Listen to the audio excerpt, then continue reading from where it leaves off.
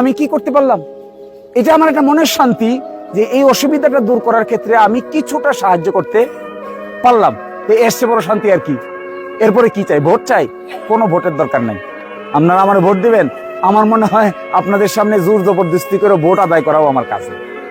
আপনারা আপনাদের মতো স্বাধীন সার্বভৌম চিন্তা করবেন, কাকে দিবেন ঠিক করবেন। আমি আমার কথা বলে গেলাম, বাকিটা আপনারা যারা নেতৃস্থানীয় লোক আছেন আপনারা নিজেরা বুঝবেন। বিবেককে বিচারকে কাজে লাগাবেন।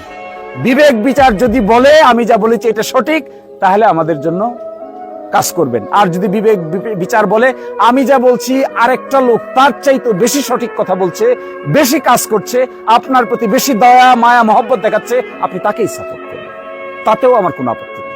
আমি এত ছোট মনের লোক না যে আরেকজনকে গালিগালাজ করে বা আরেকজনকে হেয় প্রতিপন্ন করে আমি বড় হইতে চাই। এটা আমার কাজ না, এটা কোনোদিনই আমি হইতে চাইবো না। আমার যদি কোনো ইজ্জত না থাকে, কোনো সম্মানও না থাকে, আরেকজনের ইজ্জতের বিনিময়ে আমার ইজ্জত বাড়ানোর কোনো দরকার আমার নেই।